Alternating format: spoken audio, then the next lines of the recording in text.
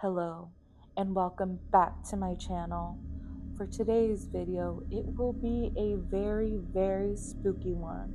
So please remember, if you are easily scared, maybe this video isn't for you.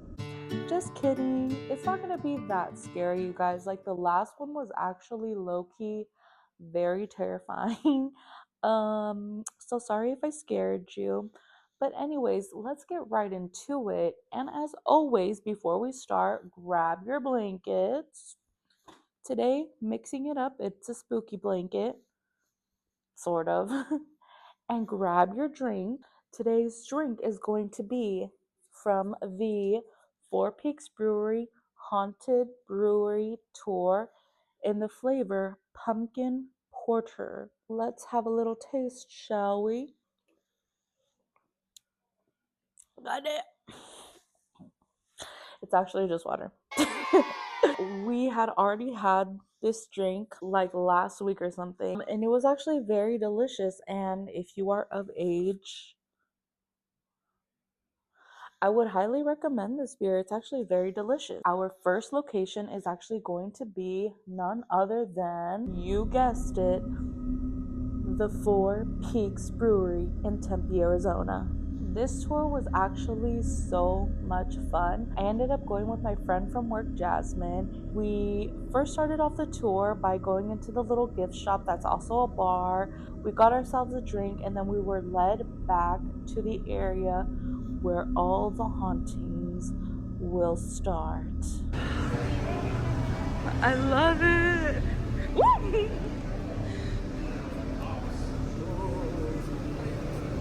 And it was actually really funny because when we got back there, they were like, okay, sign your name for this consent waiver. And I'm like, waiver?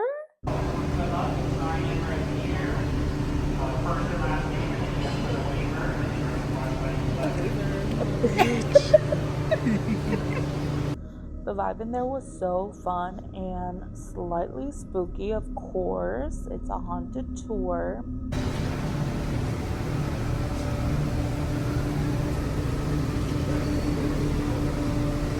As they were giving the tour, they were obviously talking about the paranormal things that people have experienced there. And on top of that, they were also telling us about how the beer is made and the history of the building. So I thought that was pretty fun and interesting. Each section that we were taken into kind of had like a little spooky little theme to it.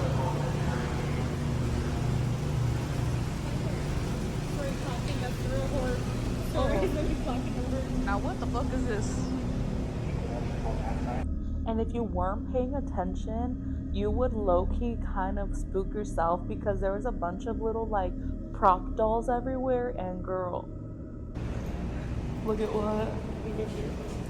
Oh, okay. Fuck that. Fuck that. So I couldn't take any pictures on my digital camera, so that kind of sucks.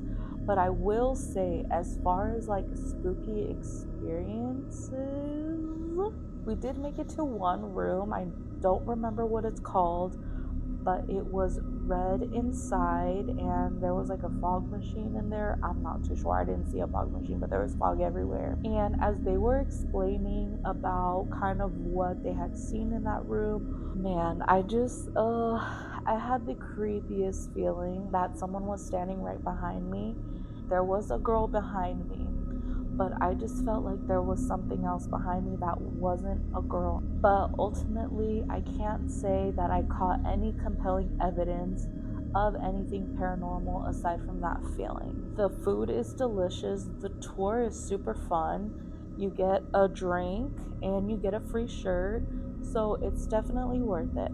So in saying that, let's go to location number 2. For location number 2, we are going to be heading to Goldfield Ghost Town here in Apache Junction, Arizona. Hello everybody and welcome. Today we're going to be getting ready to go on our next adventure. You heard it right, folks. 2 for 1. I know, I'm a giver, okay? It's not even Thanksgiving and I'm giving, girl. Today's makeup is just gonna be super simple, even though we're gonna be in the dark. I don't know. That's all that matters. I don't like the scarier part about this place that's kind of like, is the fact that it sits right pretty much at the base of the Superstition Mountains. And if you know anything about the Superstitious Mountains, girl, it says it in the name, it's superstitious, it's creepy, it's spooky, things happen. I feel like we're just kind of going in with a if things happen mindset, which is what happened when we went to Tombstone. We weren't really expecting to see anything or capture anything, but damn, this weather is just giving very lazy vibes. So if I'm feeling or sounding a little lazy, girl, it's the weather, not me. That's it, that's good enough. Let's go. All right, we are on our way to get a rebel. Adelso, show your little light on your hat. Sheesh. No ghost is gonna come up and fucking get us from the back. Awesome. All right, let's go.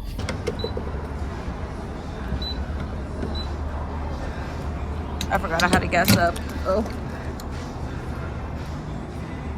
Look how pretty the sky is.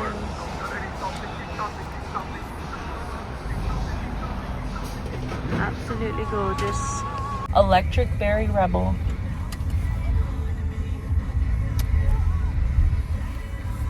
God damn. Ooh. Okay. So from our house to Goldfield, it is about an hour. So we wanted to leave here kind of early so that we would make it over there on time. And before we got there, you know I had to do a little light shopping. Hey, yo, what the fuck? This tour was actually so fucking fun and creepy as fuck to date, okay? I will say this part does get a little, you know, it goes up. The creepy level, it goes up, all right? Not gonna lie. All right, we've made it. And it is dark as a motherfucker. And we're supposed to meet right over there by the train. So, just waiting for Adelso. Como siempre. Bro. Tengo miedo. Tengo miedo. ¿Y tú?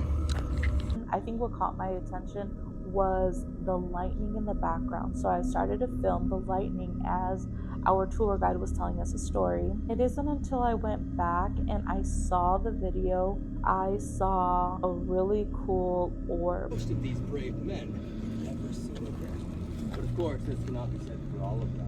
For some of them, part of them was often found. Most commonly, though, this part.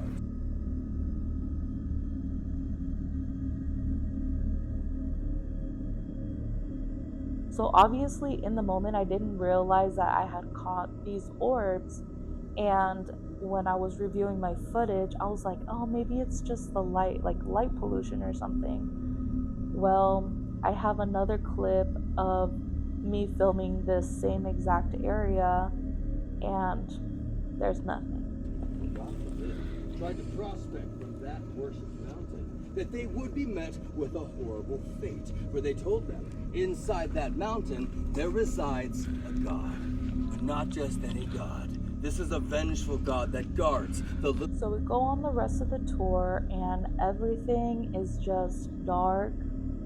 It's looking creepy. It's ominous. You can definitely feel like if that area had been heavily occupied in the past. On the other side of the wall, right here. Death and seance. They would all join hands and speak aloud, saying, if the man who feels trapped is here now, please speak to all of us. We're all listening. But it wasn't there. And then it got to the part of the tour where some fuck shit happened. Now what's about to happen first? I'm gonna venture down the stairs over there. I wasn't aware that we were about to go into a mine in the middle of the darkness. Yeah, under fucking ground. I hear Michael locking us in. I didn't tell him to do that. I don't remember telling him to do that. He's on this side, at least we're safer underground. I think.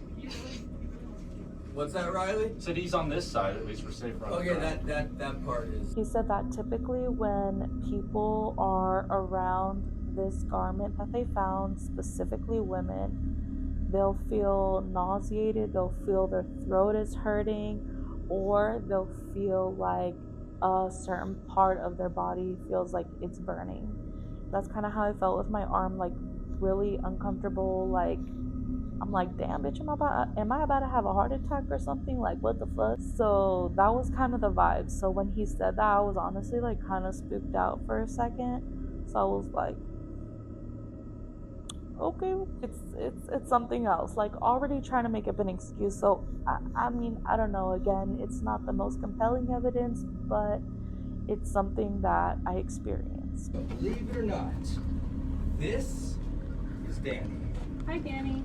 I was just about to say, everybody say hi. Hi, Danny.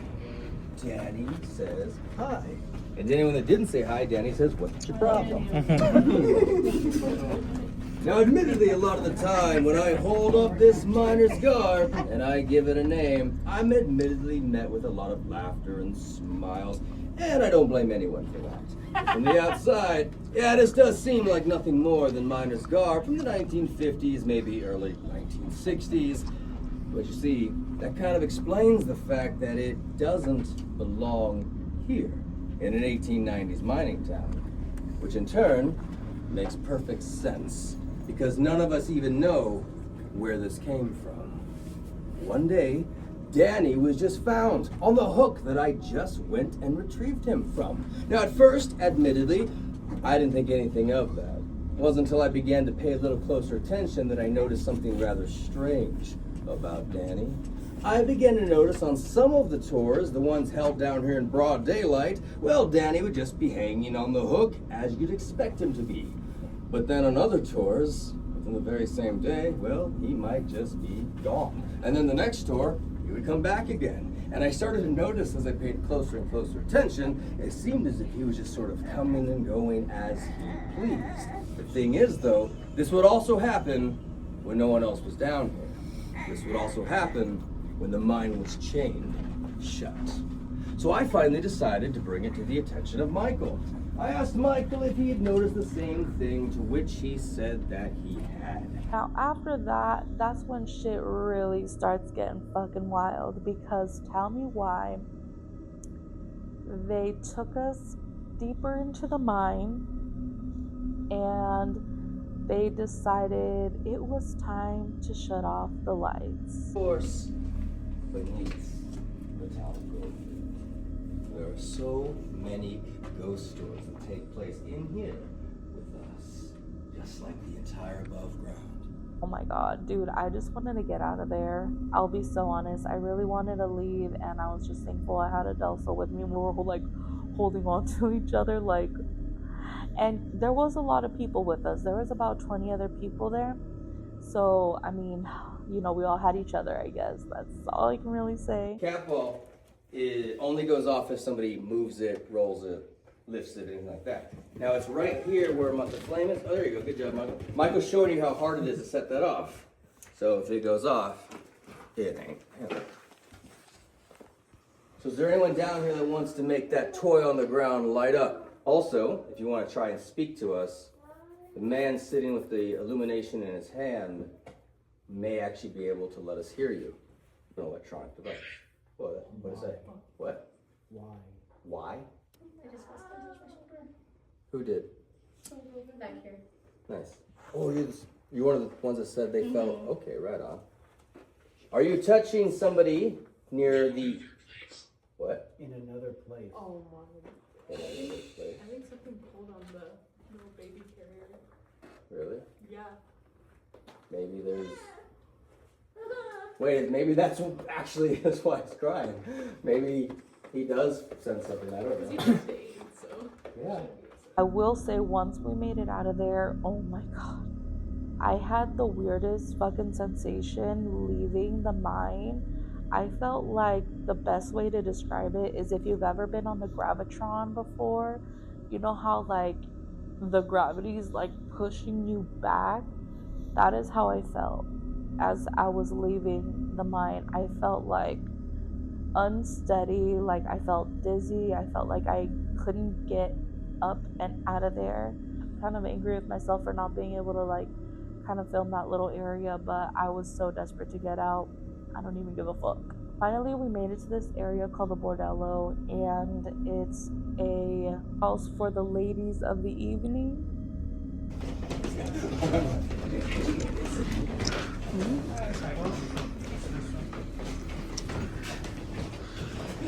It just reeked of like old and dust, and I did not like being in that little area. It was kind of creepy in there, especially more so because our tour guide decided that he had kept a creepy ass doll up there. And I was like, yep, no thank you, I don't want to see it, I don't want a picture, and I would never subject anybody to see that. So that is why it is not included. Again, didn't take a picture, didn't take any evidences of it, but just know it existed there. And I don't fuck with that. I do not fuck with that. As soon as we were done in the bordello, we were finally free, and I thought, this is a perfect opportunity to film. So I was filming around the town in the middle of the night. Inside the jail? Oh, hell no. Ahí te van a meter, eh?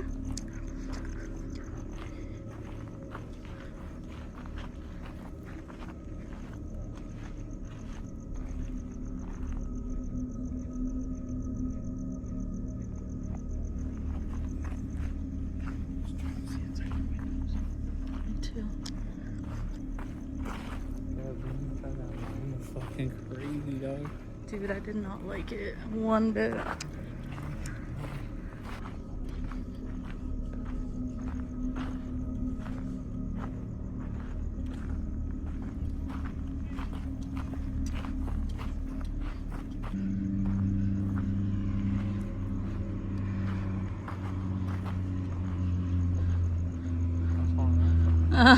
Fuck. Oh, that stump right there kind of startled me. Low key, right? Alright, that concludes the tour. It was a really fun experience. We learned a lot, and I think that's the part that I really like about these things, how much you're able to learn about history and about the sacrifices that these people had to make. And I think that, life for us now is so much easier than it was back then. I can't even imagine having to like travel by a fucking horse in the Arizona heat. Like, ooh, girl, don't play with me. Don't play with me. So, anyways, that was today's video. I hope I didn't freak you out too much, but I do appreciate every single one of you for being here. And just remember that rejection is protection, and you are always loved. I hope to see you guys again very, very shortly. And I guess I'll give you guys a little spooky break. No more ghost videos for now.